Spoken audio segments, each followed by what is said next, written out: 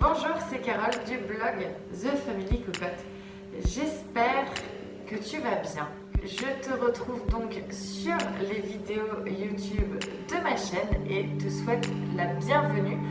À savoir aussi que la communauté grandit, donc bienvenue également à toutes les nouvelles personnes qui me suivent dans les aventures d'une famille zéro déchet. Le sujet aujourd'hui, ça va être bio hors notre bio.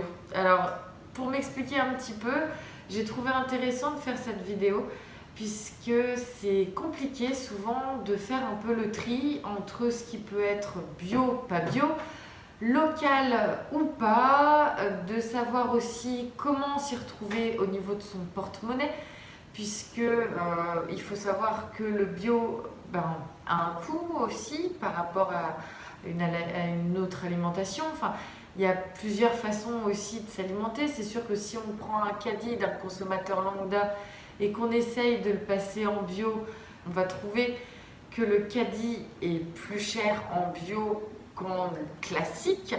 Mais il faut savoir aussi que quand on s'alimente avec des aliments biologiques et qu'on fait attention à ce que l'on consomme, qu'on fait attention à sa santé, aux déchets aussi que notre consommation produit, qu'on fait attention à nos enfants, à la planète, on a une façon de s'alimenter qui va doucement se mettre en place. On a une alimentation qui va changer.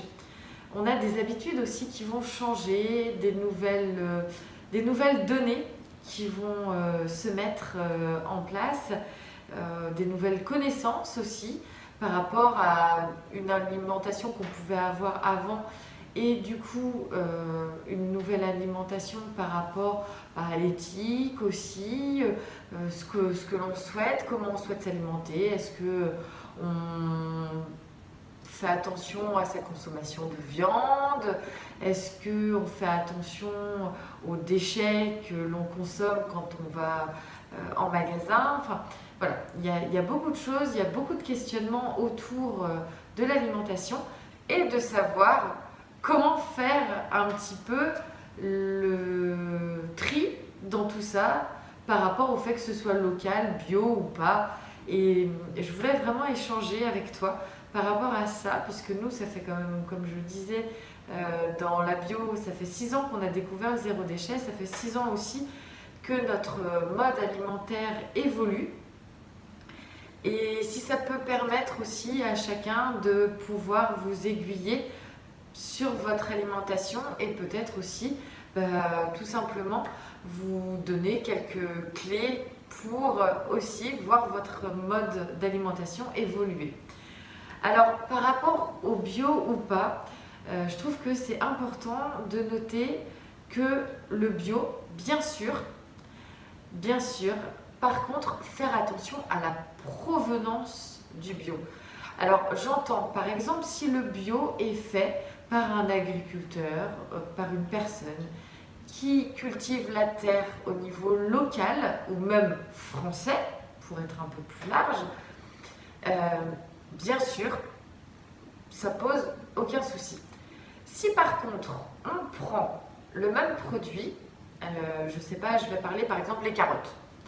On va parler des carottes. Si les carottes sont faites dans un champ à 50, même à 20 km de chez toi, qu'elles sont bio, pas de souci. AMAP, regroupement d'agriculteurs sur un point de vente, le marché, enfin, il existe toutes sortes de possibilités pour acheter des produits locaux et bio. Par contre, si on prend ces carottes, qu'elles sont bio, mais qu'elles sont fabriquées, par exemple, je vais prendre l'exemple de l'Espagne ou du Portugal qui ont des kilomètres carrés de serres de produits biologiques, mais ces produits, en fait, sont faits tellement à la chaîne et tellement sur de grandes superficies dans l'optique de toujours produire plus vite, et bien en fait, ces aliments, déjà, n'ont pas les mêmes chartes au niveau bio qu'en France. En plus, ne contiennent même pas la moitié des nutriments de ce que va contenir ta carotte qui est faite en local. et en plus va avoir un impact au niveau de l'empreinte carbone puisque ce sont des produits qui vont être transportés. Alors, il y a des choses, moi j'en achète, qui viennent d'Espagne ou du Portugal. Notamment, je vais parler des oranges, des clémentines. Ça, c'est des choses au niveau des agrumes qui viennent de pays chauds. Alors, après, le tout est de savoir, oui, ok, le bio qui vient de loin ou le bio local.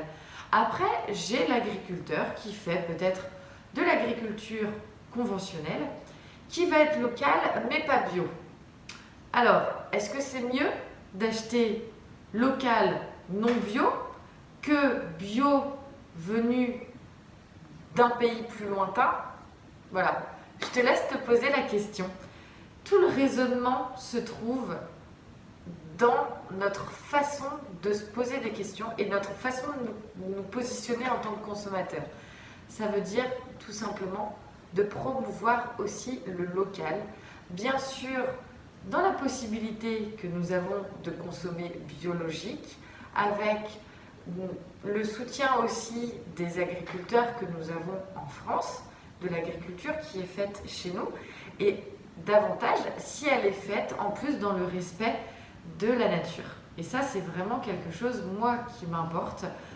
Je trouve qu'aujourd'hui, avoir toujours ce diktat de se dire toujours plus, mais forcément, à force de vouloir toujours faire plus vite, en grande quantité, on en perd aussi la qualité des choses. Donc finalement, souvent aussi, le côté éthique est important à prendre en compte. La façon de travailler de l'agriculteur aussi va être à prendre en compte.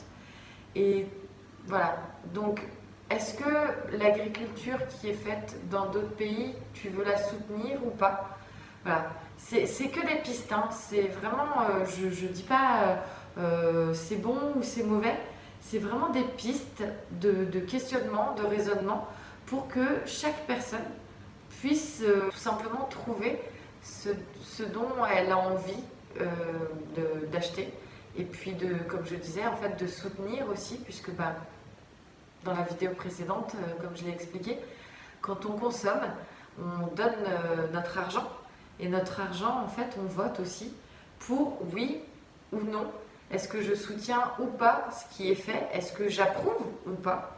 Et je trouve que c'est important aussi, quand on consomme local et bio notamment, de donner son argent pour une façon de faire, pour une éthique, pour des produits que l'on approuve et aussi un soutien à cette agriculture que l'on veut la plus proche en fait de nos valeurs, tout simplement.